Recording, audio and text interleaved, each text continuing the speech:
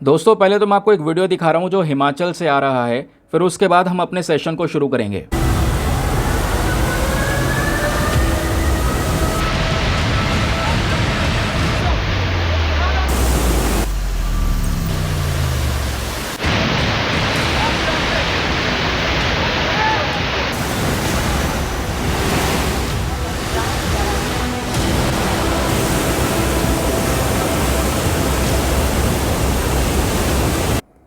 तो अभी जो आपने वीडियो देखा है जस्ट अभी डिस्कस करेंगे, पहले लेक्चर को शुरू कर लेते हैं।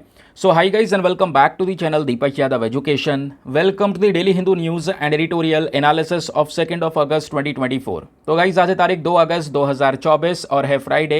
देखेंगे आज के द हिंदू कंप्लीट न्यूज़पेपर को एनालाइज करेंगे। बट लेक्चर में आगे बढ़ने से पहले अगर आपको इस लेक्चर का PDF चाहिए तो क्या करना है, सबसे पहले डाउनलोड करना है टेलीग्राम, देन उसके बाद जाके सर्च बॉक्स में टाइप करना Deepak Yadav education UPSC। As you can see guys आपको ये वाला चैनल मिल जाएगा, इस पर क्लिक करना और जाकर इस चैनल को ज्वाइन कर लेना। यहाँ से आप डेली बेसिस पे इस लेक्चर के PDF को डाउनलोड कर पाओगे। नाउ हमेशा की तरह हम लोग अपने लेक्चर को एक मैप के क्वेश्चन के साथ स्टार्ट करेंगे। तो आज आप सभी को मैप में जाकर देखना है महानदी रिवर को कहाँ पर है एग्जैक्टली लोकेटेड, इसको अच्छे से मैप में देखना। देन उसके बाद आकर नीचे कॉमेंट सेक्शन में टाइप करना, जिससे कि आप लोग इसको लंबे समय तक याद रख पाओगे। साथ ही साथ एक क्वेश्चन सॉल्व करेंगे जो कि UPSC पैटर्न के ऊपर बेस्ड है। डेली बेसिस पे हम यहाँ पर एक प्रैक्टिस क्वेश्चन को भी सॉल्व करते हैं। तो दोस्तों आपने कई बार प्रोडक्शन लिंक्ड इंसेंटिव स्कीम के बारे में पढ़ा होगा, तो यहाँ पे उसी से रिलेटेड क्वेश्चन पूछा गया है। क्वेश्चन ये है कि PLI स्कीम का मेन काम होता है कंपनीज को इंसेंटिव प्रोवाइड करवाना, लेकिन वो इंसेंटिव किस बेसिस पे दिया जाता है ये आपने बताना है। Option number A profit margins के बेसिस पे, या ऑप्शन नंबर B कंपनी के टैक्स पेमेंट के बेसिस पे, या option number C production and export performance के बेसिस पे, या option number D research and development expenditure के बेसिस पे। तो इसका सही आंसर सभी को नीचे कमेंट सेक्शन में देना है। एटलीस्ट सभी को इसमें पार्टिसिपेट करना है, जैसा मैं आप लोगों से डेली बेसिस पे बोलता हूं। बाय द वे इसका जो करेक्ट आंसर है वो मैंने आपको टेलीग्राम पर प्रोवाइड करवा दिया है, वहां से भी आप इसको चेकआउट कर सकते हैं। और अगर वहां पर आंसर नहीं मिलता है तो भी कोई परेशान होने की ज़रूरत नहीं है, क्योंकि वीडियो के लास्ट में इसके करेक्ट आंसर का डिस्कशन हम लोग करेंगे। तो चलो शुभारंभ करते हैं और चलते हैं सबसे पहले थंबनेल वाले इंपॉर्टेंट आर्टिकल की तरफ। तो दोस्तों आज के न्यूज़पेपर में कई सारे पेजेस पे इस आर्टिकल को कवर किया गया है। पेज नंबर 12 पर एक आर्टिकल प्रेजेंट है जो आपको स्क्रीन पर दिख रहा होगा, जिसको हम GS पेपर नंबर 1 ज्योग्राफी के पॉइंट ऑफ व्यू से भी लिंक कर सकते हैं। तो दोस्तों हिमाचल प्रदेश से जो ये खबरें आ रही हैं, जो स्टार्टिंग में मैंने आपको वीडियो दिखाया था, वो काफ़ी ज़्यादा डरावना है।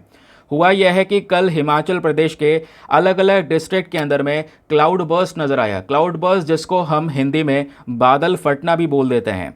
अब ये क्लाउड बर्स्ट या बादल फटना होता क्या है, थोड़ी देर रुको आपको पता चल जाएगा। तो दोस्तों हुआ यह है कि इस क्लाउड बर्स्ट की वजह से 4 लोगों की जान गई है और 50 से ज़्यादा लोग मिसिंग हैं, लापता हैं, जिनका अभी तक कोई भी यहाँ पे जानकारी नहीं मिल पाई है।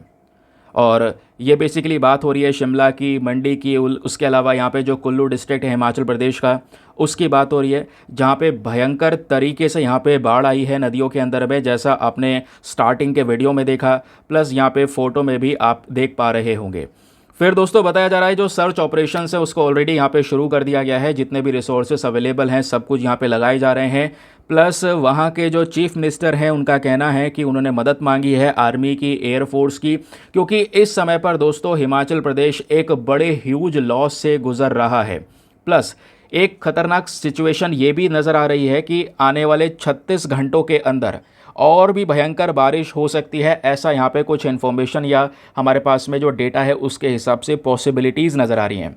यानी आज के दिन की बात हो रही है, फ्राइडे की बात हो रही है, तो ये हो सकता है। इसकी वजह से यहाँ पर लोगों से अपील की गई है, उनको वार्न किया गया है कि आप नदियों के पास में बिल्कुल भी ना जाएं। जितना ज़्यादा दूर रह सकते हैं उतना बढ़िया है, क्योंकि फ्लैश फ्लड के जो सिचुएशन है वो भी हमने देखा। प्लस देहरादून से अगर आप देख पाएंगे दोस्तों, तो फिलहाल के लिए 14 लोगों की जान गई है इस भारी भरकम बारिश की वजह से उत्तराखंड के अंदर। और इसी हैवी रेन की वजह से 10 लोग इंजर्ड भी हुए हैं, कई सारे पुल टूट चुके हैं। ये सिनेरियो दोस्तों यहाँ पे उत्तराखंड हिमाचल प्रदेश से निकल कर आ रहा है। सिचुएशन इतनी गंभीर है हिमाचल प्रदेश के अंदर, जिसके वजह से जो नेशनल डिज़ास्टर रिस्पांस फोर्स है, स्टेट डिज़ास्टर रिस्पांस फोर्स है, स्टेट पुलिस है, होम गार्ड है, फायर सर्विस टीम्स हैं, एडमिनिस्ट्रेशन ऑफिशियल्स हैं, सभी को तैनात किया गया है सर्च एंड रेस्क्यू ऑपरेशन के लिए। फिर उसके बाद PM मोदी ने भी यहाँ पर इस सिचुएशन को मॉनिटर किया है और जितने भी टॉप ऑफिशियल्स हैं उनसे बोला है कि जितने भी पॉसिबल सपोर्ट होते हैं, पॉसिबल असिस्टेंस हो सकते हैं, वो सभी चीज़ें प्रोवाइड करवाए जाएं इस पर्टिकुलर अफेक्टेड स्टेट को। ठीक है, ये बात आपको क्लियर हो गई। तो दोस्तों ये न्यूज़ आर्टिकल है जो आज के हमारे अखबार के अंदर भी है और एक इम्पॉर्टेंट टॉपिक भी है, क्योंकि यहाँ पर एक कॉन्सेप्ट आता है दोस्तों क्लाउड बर्स्ट का। हमने सब कुछ पता कर लिया, जानकारी इतनी आपको कहीं से मिल सकती है, आप खुद भी पढ़ सकते हैं, लगातार न्यूज़ में चल रहा है, लेकिन हमें जानना होगा क्लाउड बर्स्ट क्या होता है और कैसे यहाँ पर इसको डिफ़ाइन किया गया है। तो जैसा मैंने आपको बताया, क्लाउड बर्स्ट हम इसको कभी कभी बादल फटना भी बोलते हैं हिंदी में। ये बेसिकली एक ऐसा सिनेरियो होता है जहाँ पे थोड़े समय में बहुत ज़्यादा भयंकर बारिश हो जाती है। ठीक है, ध्यान से सुनना, शॉर्ट ड्यूरेशन में खतरनाक मूसलाधार बारिश, और वो भी एक छोटे से एरिया में। जैसे यहाँ पर आप देख पा रहे होंगे, एक छोटा सा एरिया है, इस एरिया में यहाँ पर थोड़े समय में एक भयंकर बारिश हुई, जिसकी वजह से थोड़ी देर में ही सब जगह पानी पानी हो गया है, बाढ़ ही बाढ़ आ गई है, जो नदियाँ हैं उनमें फ्लैश फ्लड्स आ चुका है। तो वो दोस्तों यहाँ पे क्लाउड बर्स्ट कहलाता है। लेकिन यहाँ पे एक क्वेश्चन ये भी आता है कि आखिरकार थोड़े समय में कितना पानी बरसे जिसकी वजह से हम इसको क्लाउड बर्स्ट बोल सकते हैं। जैसे हीट वेव में कुछ पर्टिकुलर क्राइटेरिया होता है, वैसे क्लाउड बर्स्ट में क्या कोई क्राइटेरिया है? बिल्कुल है। देखो यहाँ पे बोला जा रहा है कि क्लाउड बर्स्ट हमारा एक ऐसा वेदर फिनोमेना है जहाँ पे अनएक्सपेक्टेड बारिश होती है थोड़े समय में, और बोला गया है कि लगभग मान लो 20 से 30 स्क्वायर किलोमीटर का एक छोटा सा रीजन है। अगर इस छोटे से रीजन में 1 घंटे के अंदर अंदर 100 mm से ज़्यादा बारिश हो जाती है तो वो क्लाउड बर्स्ट वाला इवेंट कहलाता है। 1 घंटे के अंदर अंदर 100 मिलीमीटर से ज़्यादा बारिश क्लाउड बर्स्ट कहलाएगा। ये बहुत ज़्यादा है दोस्तों, इसी वजह से इसको बोला जा रहा है मूसलाधार बारिश, कि 1 घंटे में ही बाढ़ आ जाए। तो ये जो इसका क्राइटेरिया है दोस्तों, उसको ध्यान रखिएगा। अब क्वेश्चन ये है, इसका अक्रेंस होती क्यों है? देखो, जैसे जैसे हमारा टेम्परेचर बढ़ता है, जब गर्मियाँ सबसे ज़्यादा देखने को मिलेंगी, हमारा जो एटमॉस्फेयर है दूसरी तरफ, उसमें बहुत सारी जो नमी है, बहुत सारी जो मॉइस्चर है वो देखने को मिलती है, और यही जो मॉइस्चर है दोस्तों, वो थोड़े समय में एक भयंकर बारिश बन के बरसता है, और जिसका परिणाम ये निकलता है कि आधे घंटे से 1 घंटे के बीच में ही फ्लैश फ्लड्स आ जाती हैं, भयंकर बाढ़ आ जाती है पहाड़ी इलाकों में, प्लस अर्बन फ्लड्स आ जाते हैं शहरों के अंदर में। इसी को क्लाउड बर्स्ट बोलते हैं।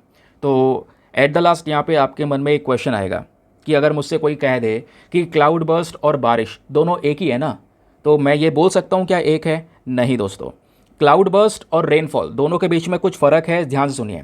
जो बारिश है, जो रेन है, वो आपका एक कंडेंस्ड वाटर है जो सीधा यहाँ पर बादलों से गिर रहा है, जबकि क्लाउड बर्स्ट दोस्तों अचानक से आया हुआ बहुत भयंकर तूफान, बहुत भयंकर बारिश है। जब हम लोग बात करते हैं बारिश की, हाँ तो एक तरीके की बारिश है, लेकिन अगर बारिश इतनी भयंकर पड़े कि 1 घंटे के अंदर अंदर 100 mm को क्रॉस कर जाए तो हम उसको क्लाउड बर्स्ट का टैग दे देते हैं। ठीक है, अब क्लाउड बर्स्ट एक नेचुरल फेनोमेना है, लेकिन मतलब कभी कभी होता है अनएक्सपेक्टेडली, यहाँ पर देखने को मिल जाता है, किसी कोई एक्सपेक्टेशन होती नहीं है। लास्ट ईयर भी हमने देखा था।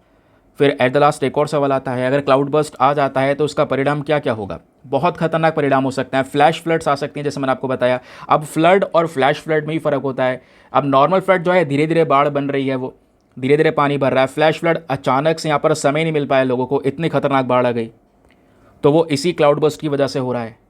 और फिर अगर ऐसा फ्लैश फ्लड होगा, इतना भयंकर पानी पड़ेगा दोस्तों, और स्पेशली पहाड़ी इलाकों में, तो लैंडस्लाइड्स भी बहुत ज़्यादा देखने को मिलती हैं, भूस्खलन होता है। अभी केरला में हमने लैंडस्लाइड देखी है, कितनी भयानक, इतने सारे लोगों की जान गई, इतने सारे लोग इंजर्ड हैं, आज तक वो खबरें कवर हो रही हैं। अभी थोड़े दिनों पहले का वो यहाँ पर पूरा डिज़ास्टर हुआ है। तो क्लियर हो गया दोस्तों आर्टिकल। आई होप आपको अच्छे से सारी चीज़ समझ में आ चुकी है। यहीं से क्वेश्चन बनेगा अगर कोई क्लाउड बर्स्ट वगैरह को लेकर न्यूज़ आती है तो। ठीक है, तो इसको लेकर अगर आपने नोट्स बनाने हैं तो ये सब कुछ यहाँ पे आपको प्रोवाइड करवा दिया गया है। परेशान होने की बिल्कुल ज़रूरत नहीं है, हर एक आर्टिकल में प्रॉपर नोट्स फॉर्मेशन भी आपको सिखाता हूँ, क्या क्या चीज़ें लिखनी है ये मैंने आपको प्रोवाइड करवा दिया है। जो मैंने आपको एक्सप्लेन किया है ना, वही चीज़ें यहाँ पर लिखी हुई हैं। ठीक है, अगर आप यहाँ पे भी टाइम बचाना चाहते हैं कि कल केवल मेरा वीडियो मैं कवर कर लूँ और मेरे नोट्स मतलब ऐसा कोई PDF वगैरह मिल जाए, तो उसके लिए क्या करना है दोस्तों, अगर ऐसा चाहते हैं तो आप एक पेड ग्रुप्स को ज्वाइन कर सकते हैं। हमारा जो पेड ग्रुप है, इस पे डेली बेसिस पे करंट नोट्स के PDF वगैरह प्रोवाइड करवाए जाते हैं। जैसे आपने एक आर्टिकल पढ़ा क्लाउड बर्स्ट के बारे में जाना, अभी हम ऐसे ही यहाँ पर सुप्रीम कोर्ट के सब कोटा को लेकर आर्टिकल है, और भी वेरियस न्यूज़ आर्टिकल हैं, सब में कुछ ना कुछ प्रॉपर नोट्स इकट्ठा करके एडिटोरियल के नोट्स कैसे बनाते हैं वो चीज़ें यहाँ पर आपको बिल्कुल तैयार करके दी जाती है इस PDF के अंदर में। एक प्रिंटेबल फॉर्म का PDF होता है, चाहो तो जिसका आप प्रिंट आउट वगैरह भी निकलवा सकते हैं। बाकी ये PDF हिंदी इंग्लिश दोनों भाषाओं में होता है। इस ग्रुप में आपका सारा करंट अफेयर का कंटेंट सिक्योर हो जाता है, क्योंकि यूपीएससी की प्रिपरेशन करना मतलब 1.5 से 2 साल के करंट अफेयर्स आपने इकट्ठे करके चलने होंगे। उसका मैनेज कर पाना बहुत ज़्यादा मुश्किल हो जाता है। तो वो सब चीज़ें इस ग्रुप में आराम से मैनेज हैं। डेट वाइज यहाँ पे आपको प्रोवाइड करवाई जाती हैं। किसी भी तारीख का पीडीएफ उठाओ, डाउनलोड करो, पढ़ो, डिलीट करो, अनलिमिटेड ऑप्शंस अवेलेबल हैं। आपके मोबाइल में कोई भी यहाँ पर स्टोरेज का इशू नहीं होगा। दूसरी चीज़ दोस्तों, हो सकता है एक ऐसा टॉपिक है जो बहुत पुराना है लेकिन वो वापस से चर्चाओं में आ रहा है, आपको रिवाइज करना है, तो आप पीडीएफ ढूंढते ढूंढते परेशान हो जाओगे अगर आप अपने हिसाब से कलेक्शन कर रहे हैं। यहाँ पे आपको ऑप्शन मिलता है सर्च ऑप्शन का। तो बेसिकली यहाँ पर आप उस टॉपिक को सर्च करेंगे, आपके सामने आ जाएगा, चाहे वो 6 महीने, 10 महीने, 1 साल पुराना ही टॉपिक क्यों ना हो। तो ये बेनिफिट्स आपको मिल जाते हैं। और ग्रुप को ज्वाइन करने का जो फी पेमेंट है वो बहुत ही ज़्यादा मिनिमम है, just 499 for the life time access. जब तक आपका सिलेक्शन ना हो जाए तब तक आप 499 में इस ग्रुप को ज्वाइन करके रख सकते हैं। अब ग्रुप ज्वाइन करने के लिए क्या करना है, व्हाट्सएप पर जाना। यहाँ पर आपको एक नंबर दिया गया है 8534873368। इस नंबर पर मैसेज कर देना कि हाँ I want to join this group. वहाँ पे आपको रिप्लाई मिलेगा, पेमेंट का प्रोसेस दिया जाएगा और उससे ज़्यादा इंपॉर्टेंट आपको डेमो वीडियो का लिंक भी दिया जाएगा। ये भी ऑप्शन आपके पास में अवेलेबल है। पहले अच्छे से चेक कर लीजिएगा मुझे कहाँ पर कितने फ़ायदे हो रहे हैं, अपने आप को कंप्लीटली सेटिस्फाई करना और उस संतुष्टि को प्राप्त करने के बाद जाकर ये इन्वेस्टमेंट करना, ठीक है।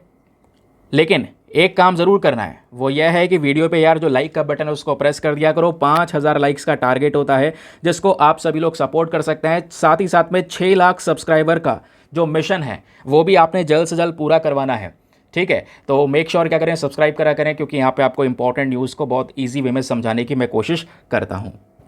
ना दोस्तों आते हैं अगले आर्टिकल पर। ये जो अगला टॉपिक है बहुत ही ज़्यादा इंपॉर्टेंट है, आज के न्यूज़पेपर का मोस्ट रेलिवेंट टॉपिक है, जिसको पेज नंबर 1 पर आप देख पाओगे। पॉलिटी एंड गवर्नेंस के पॉइंट ऑफ व्यू से इंपॉर्टेंट है। कल ही मैंने आपको एक्सप्लेन किया है दोस्तों ये पूरा का पूरा आर्टिकल, जहाँ पे बोला जा रहा है जैसे आपने देखा होगा जो हमारी ओबीसी कैटेगरीज होती हैं, है ना, वैसे आप रिजर्वेशन जब देख पाते हो भारत में तो रिजर्वेशन किस तरीके से दिया गया है। मैं आपको पहले एक फ़ोटो दिखाता हूँ। ये रिजर्वेशन इस तरीके से दिया हुआ है। एसटी के पास में 7.5% का रिजर्वेशन है, शेड्यूल कास्ट के लिए 15% का रिजर्वेशन है, ओबीसी के लिए 27% का और ईडब्ल्यूएस के लिए 10% का रिजर्वेशन है। ये सभी रिजर्वेशन आपको देखने को मिल जाता है। अब होता क्या है इस आरक्षण के अंदर में, जो ओबीसी वाली कैटेगरी को वहाँ पर रिजर्वेशन मिला है, इसमें 2 अलग अलग सब कैटेगरी भी बांट दी गई है, यानी कि रिजर्वेशन के अंदर यहाँ पर रिजर्वेशन यानी कोटा में कोटा दिया गया है। अब यानी ओबीसी में सब कैटेगराइजेशन किया हुआ है। वो कैसे किया हुआ है, उसमें 2 लेयर्स बांटी गई हैं, एक है आपकी क्रीमी लेयर और दूसरी है यहाँ पर आपकी नॉन क्रीमी लेयर, है ना। ये बेसिकली जो इनकम लिमिट्स हैं उसके बेसिस पर इसको डिफाइन किया गया है। जैसे यहाँ पे मान लो जिसकी इनकम जो फैमिली एनुअल इनकम है 8 लाख रुपए से ऊपर है तो वो क्रीमी लेयर में आएगा, उसको ओबीसी के बेनिफिट्स नहीं मिलेंगे इस रिजर्वेशन के। जो नॉन क्रीमी लेयर में है बेसिकली उसका मतलब क्या है, उनकी जो एनुअल फैमिली इनकम है वो 8 लाख रुपए से कम है, उनको एग्जैक्ट तरीके से ये ओबीसी के बेनिफिट्स दिए जाएंगे। वही कॉन्सेप्ट सब कैटेगराइजेशन का कल के सुप्रीम कोर्ट के फैसले के अंदर दोस्तों लाया गया, लेकिन अब की बार ये जो सब कैटेगराइजेशन किया गया है ये किसी दूसरे में नहीं, एससी और एसटी में किया जा रहा है। जो हमारे 7 जजेस की बेंच बैठी है, ये 7 जजेस के फोटोज आपको दिख रहे होंगे, इनके नाम लिखे हुए हैं, justice Manoj Sharma, Bela M Trivedi, BR Gavai, DY Chandrachud, Vikram Nath, Pankaj Mittal and justice Satish Chandra Sharma.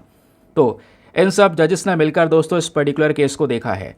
और जो 2004 में जो जजमेंट आया था, 2004 में ही ऐसा एक सिमिलर केस हुआ था, लेकिन 2004 वाले केस में उस समय पर सुप्रीम कोर्ट ने ऐसे सब कैटेगराइजेशन को अलाउ करना मना कर दिया था कि हम इस कोटा में कोटा नहीं देंगे। लेकिन वही जजमेंट दोस्तों कल यानी 2024 में पलट दिया गया 1 अगस्त को। तो ये 7 जजेस की बेंच ने मिलकर यहाँ पे बोला कि 2004 वाला जजमेंट हम बदल रहे हैं और अब सब कैटेगराइजेशन अलाउ किया जाएगा। और सब कैटेगराइजेशन ओबीसी में तो है ही ऑलरेडी, तो एससी और एसटी में करने वाले हैं। BR गवई जी का जो स्टेटमेंट है बहुत ज़्यादा वायरल है सभी जगह पर। कल सोशल मीडिया प्लेटफॉर्म पर BR गवई ट्रेंड कर रहे थे, पता होगा। इनके कुछ स्टेटमेंट्स हैं। इन्होंने यहाँ पर कल जजमेंट देते हुए ये बोला कि शेड्यूल कास्ट, शेड्यूल ट्राइब्स के अंदर अभी भी काफ़ी सारे लोग ऐसे हैं जिनको यहाँ पर इसके बेनिफिट्स नहीं मिल पा रहे हैं, और कई सारे लोग ऐसे हैं जिनको प्रॉपर बेनिफिट्स मिले, वो प्रोग्रेस कर चुके हैं आगे, उनकी इनकम लिमिट्स अच्छी है, उनका उत्थान हो चुका है। अब जिनका उत्थान नहीं हुआ है बेसिकली उनको ये बेनिफिट्स मिलने चाहिए इस पर्टिकुलर रिजर्वेशन के। तो यहाँ पर भी ऐसी ही लेयर्स को बनाया जाएगा, यानी कि यहाँ पे जो जजमेंट आया इस जजमेंट में बोल दिया गया कि एससी और एसटी कैटेगरी के अंदर भी सब कैटेगराइजेशन किया जा सकता है। और जो ये सब कैटेगराइजेशन की पावर है वो हमारी स्टेट्स को सौंप दी गई है कि आप इसमें सब कैटेगराइजेशन कर सकते हैं, यानी चाहें तो इनमें अलग अलग तरीके से कैटेगरी बांट सकते हैं, लेकिन ये जो सब कैटेगराइजेशन होगा ये प्रॉपर फैक्ट्स और स्टैटिस्टिकल डेटा के बेसिस पे होगा। ऐसा नहीं है कि केवल अनुमान लगा दोगे, एक डेटा होना चाहिए, फैक्चुअल डेटा, कि भाई हाँ इतने लोगों का प्रोग्रेस हो चुका है।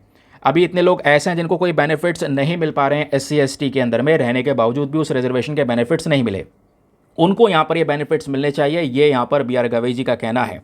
ठीक है, जैसे मैंने आपको बताया 2004 का वर्डिक्ट यहाँ पर पलट दिया गया।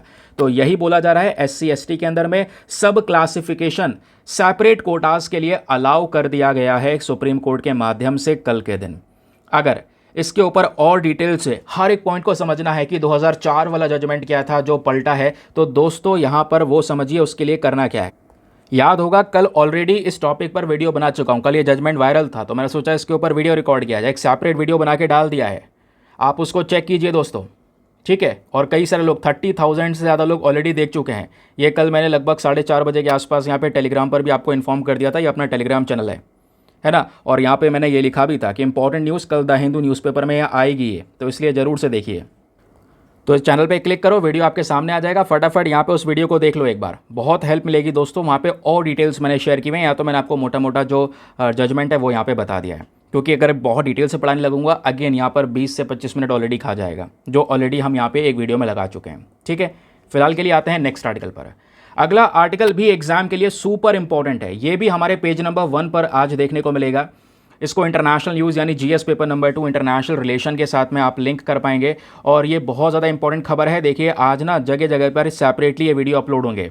ठीक है, तो आर्टिकल ये बोलता है कि तमिलनाडु के जो फिशरमैन है, एक मछुआरे की जान जा चुकी है। और मछुआरे की जान क्यों गई? जान इसलिए गई क्योंकि वो श्रीलंका की नेवी से बच के भाग रहे थे, क्योंकि श्रीलंका की नेवी इनको अरेस्ट कर रही थी। अब होता क्या है, यहाँ पे वही मुद्दा आ जाता है, भारत और श्रीलंका के बीच में मछुआरों का इशू, फिशरमैन डिस्प्यूट। तो बताया ये गया कि कुछ मछुआरे, कल तारीख थी 1 अगस्त 2024, तो लगभग 10 से 15 जो इंडियन ट्रॉलर्स थे, जो मछुआरे थे, वो यहाँ पर इस तरीके से फ़िशिंग करने के लिए गए। अब फिशिंग कर रहे थे उस समय पर इंडियन ओशन में। तो होता यह है कि जो श्रीलंका की नेवी है, उनकी जो पर्सनल नेवी है, तो दोस्तों यहाँ पर वो इनको पकड़ने के लिए आती है, जैसे हर बार होता ही है। तो जब श्रीलंका की नेवी जो पेट्रोल वेसल है, जब इनको पकड़ने के लिए आई, तो मछुआरे भागने की कोशिश कर रहे थे। तो हुआ क्या, इनकी बोट को जब्त कर लिया गया है, और जब ये भाग रहे थे तो 4 मछुआरे दोस्तों समुद्र में ही गिर गए, और एक को बहुत बुरे इंजरी आई है, उनको हॉस्पिटल ले जाया गया, और हॉस्पिटल जाने के बाद में उनकी डेथ हो गई। प्लस एक और मछुआरे हैं वो मिसिंग हैं, उनका कोई पता नहीं चला है, तो सर्च ऑपरेशन जारी है। प्लस 2 और जो रेस्क्यूड हैं उनको यहाँ पे कस्टडी में ले लिया गया है श्रीलंका के थ्रू। तो ये हालात यहाँ पर देखने को मिलेंगे।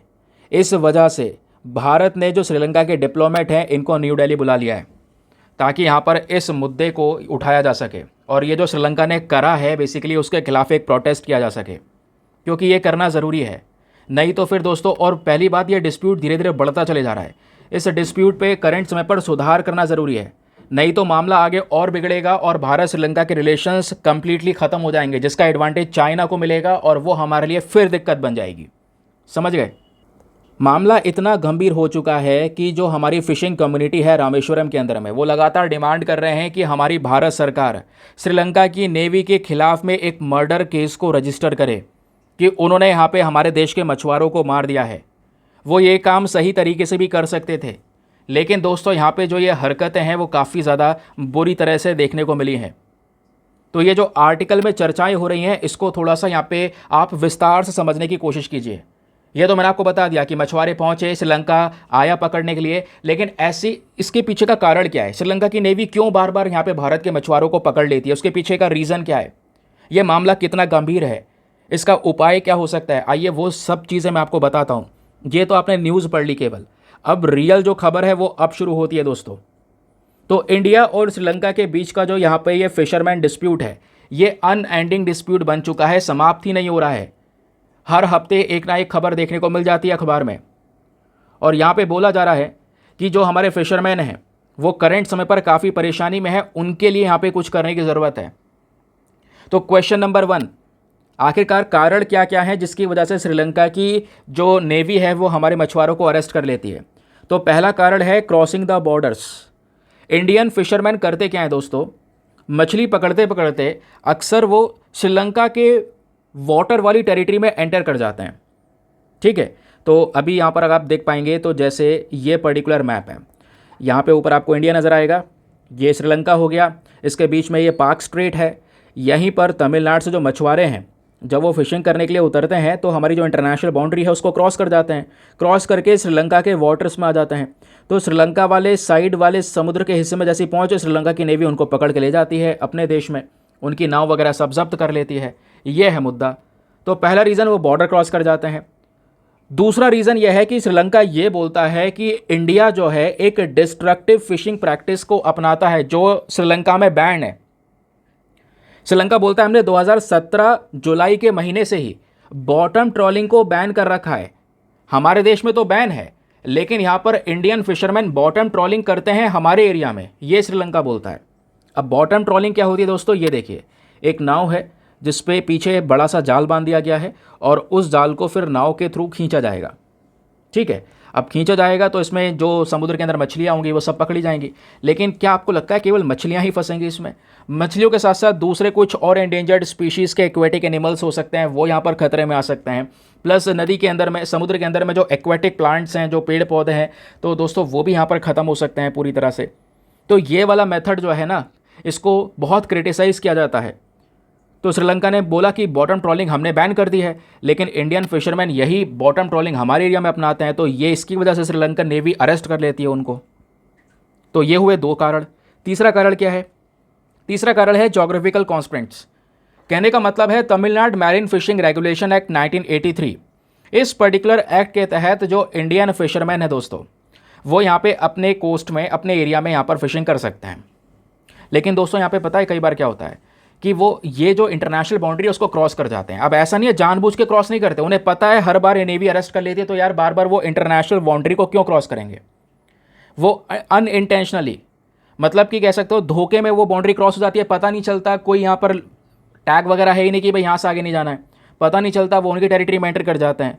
उधर से श्रीलंकन नेवी की जो यहाँ पे दस्तक मारती रहती है वो उनको अरेस्ट कर लेती है। तो ये भी एक रीज़न बताया गया है। अब क्वेश्चन यहाँ पर यह है कि आखिरकार जब ये चीज़ें ऐसी चलती रहेंगी तो इसका असर क्या होगा? असर बहुत भयानक होगा। जैसे मैंने आपको बताया, इससे टेंशन्स लगातार बढ़ती रहेंगी भारत और श्रीलंका के बीच में, डिप्लोमेटिक रिलेशंस अफेक्ट होंगे, फिर ह्यूमैनिटेरियन कंसर्न्स बढ़ेंगे। जो फिशरमैन है दोस्तों, लंबे लंबे समय तक वो यहाँ पे कस्टडी में रख रहे हैं, उनको जेल में रख रखा है कई कई महीनों तक, तो इससे ह्यूमैनिटेरियन इशू उठ रहा है। फिर एक और मुद्दा आप देख पाओगे, कई सारे आर्टिकल आपने पहले भी पढ़े होंगे कि ऐसा नहीं है कि श्रीलंका के मछुआरे भारत की टेरिटरी में नहीं एंटर करते, वो भी एंट्री करते हैं, लेकिन इंडियन नेवी कई बार उनको सिग्नल दे देती है। मान लो यहाँ पर शॉट्स वगैरह हवा में फायर कर दिए, है ना, हवा में फायरिंग कर दी, जिससे यहाँ पर वो वापस से पीछे चले जाएंगे। तो ये एक मेथड हो सकता है, ये एक मेथड अपनाया जा सकता है जब आपको पता है एक पड़ोसी देश है, हमारे रिलेशन बहुत अच्छे हैं, हमारी इतनी बुरी हालत में इंडिया ने ही मदद की है। आपके क्या हालात थे 1 साल पहले, 1.5 साल पहले, आपको पता है। तो आप एक दूसरे मेथड को भी लेकर चल सकते हैं। अगर आप फायरिंग शॉट्स वगैरह करेंगे तो वापस से यहाँ पर वो लोग जाएंगे, अब वो लोग जाएंगे, वो और दूसरों को बताएंगे कि हाँ यार वहाँ पे इस तरीके से चीज़ें लगाई गई हैं, हमें आगे नहीं जाना है। तो इंडिया ने ये मेथड्स अपनाए हैं पहले, आपने आर्टिकल्स देखे होंगे, मैंने पहले आर्टिकल शेयर भी करे हैं। तो बट ऐसा कुछ भी नहीं हो रहा है, वो तो सीधा अरेस्ट करके ले जा रहे हैं।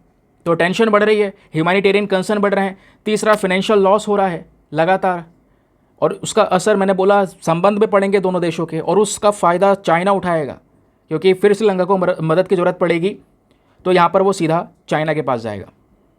चाइना बहुत आराम से यहाँ पर, उसको तो चाहिए भाई कोई भी कंट्री आए यहाँ पे उसको बोरिंग्स प्रोवाइड करवाना, लोन प्रोवाइड करवाना, उसको यहाँ पे अपने डेट ट्रैप में फंसाना। तो एट द लास्ट यहाँ पे आपको भी लग रहा होगा कि हाँ सिनेरियो थोड़ा सा गंभीर है, हमें क्या करना चाहिए इस सिचुएशन में। तो सिचुएशन में सबसे पहले आप एक ऑल्टरनेटिव फिशिंग मेथड्स को अपनाएं, कि जो बॉटम ट्रॉलिंग है जो श्रीलंका ने बैन कर रखी है, आप भी यहाँ पर बॉटम ट्रॉलिंग की जगह दूसरा कॉन्सेप्ट अपनाइए, डीप सी फिशिंग हो सकती है। आप अपने मछुआरों को, आप उनके लिए स्कीम्स लेकर आ सकते हैं, उनको थोड़ा फाइनेंशियल सपोर्ट करके जो नए मेथड्स की बोट आ रही हैं वो बोट दे सकते हैं, जिससे वो समुद्र में ले जाकर बीच में रोक कर तब मछली पकड़ सकें, है ना। तो ये काम अपनाया जा सकते हैं, क्योंकि बॉटम ट्रॉलिंग डेफिनेटली एक इम्पैक्ट डालती है एनवायरमेंट पे, तो उसके लिए यहाँ पे हमें इन मछुआरों की मदद करनी होगी। प्लस यहाँ पे दूसरा, मैरीटाइम बाउंड्रीज़ को रिस्पेक्ट करना भी ज़रूरी है। तो उसके लिए हमें अपने मछुआरों को एजुकेट करना पड़ेगा, बताना पड़ेगा कि भाई वो यहाँ पर देखो, आप धोखे में क्रॉस कर रहे हैं, हमें पता है, लेकिन आप ध्यान रखिए कि ये बाउंड्री है, इससे आगे नहीं जाना है। क्योंकि प्रॉब्लम ये भी है कि हमारी वाले रीजन में जो मछलियाँ हैं वो कम भी हो चुकी हैं, तो वो मछली पकड़ते पकड़ते आगे की साइड चले जाते हैं दोस्तों। तीसरा यहाँ पे अगर आप देख पाएंगे, सोल्यूशन जो हो सकता है वो है रेगुलर बेसिस पर इस मुद्दे पे बातचीत करना। जैसे मैंने बोला, हर हफ्ते एक ना एक खबर आ जाती है इस डिस्प्यूट को लेकर, तो जॉइंट वर्किंग ग्रुप बना लो। साल में एक बार या 2 साल में एक बार या साल में 2 बार ऐसी मीटिंग्स हो सकती है ना बार बार इस मुद्दे को लेकर, जिससे यहाँ पे कभी कोई आपस में रिलेशन तो ख़राब नहीं होंगे और सोल्यूशन भी निकाले जाएंगे और ये स्थिति भी नहीं आएगी। फिर एट द लास्ट यहाँ पे एक और सोल्यूशन है, ह्यूमैनिटेरियन कंसर्न को यहाँ पर एड्रेस करना ज़रूरी है।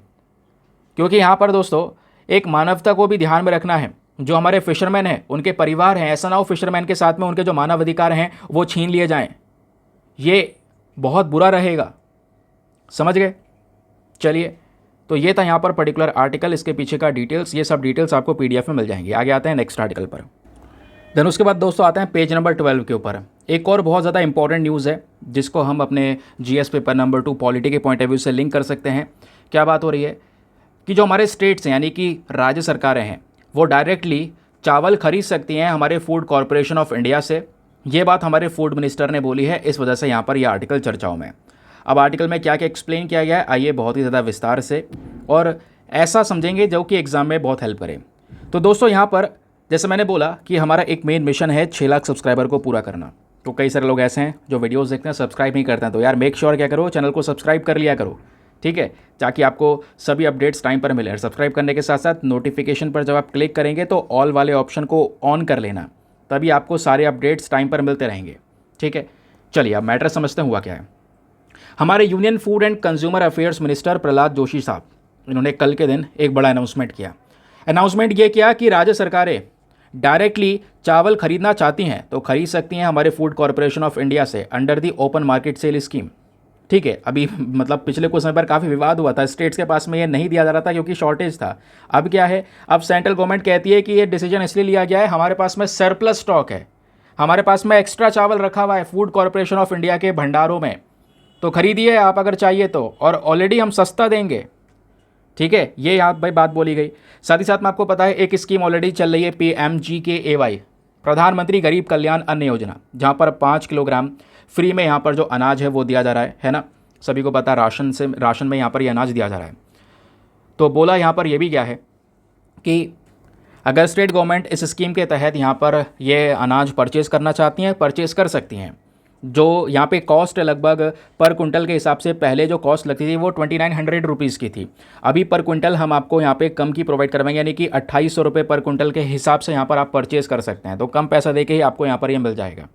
ऐसा क्यों? क्योंकि मैंने बोला ना, केंद्र सरकार के पास में सरप्लस स्टॉक बचा हुआ है और अभी यहाँ पर वापस से केंद्र सरकार को ख़रीदना है। तो जब खरीदेंगे, और अभी ऑलरेडी सरप्लस भरा हुआ है क्योंकि भाई खरीदेंगे क्योंकि MSP दी जाती है किसानों को, तो उसके लिए यहाँ पर गोदाम खाली भी होने चाहिए। तो उसके लिए यहाँ पर दोस्तों इन्होंने ये बोला है आप खरीदिए।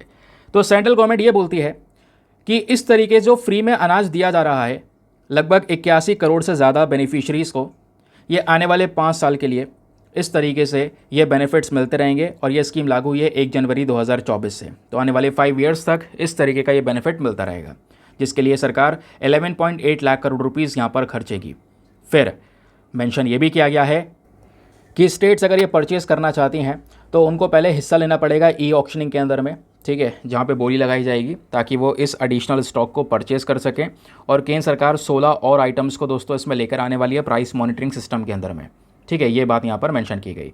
तो ओवरऑल हमारे लिए इस आर्टिकल से एग्ज़ाम के लिए क्या चीज़ रेलिवेंट होगी, तो वो रेलिवेंट है फूड कॉरपोरेशन ऑफ इंडिया, क्योंकि FCI से ही दोस्तों स्टेट्स को ये चावल खरीदने के लिए बोला है, हमारे फूड मिनिस्टर ने बोला है।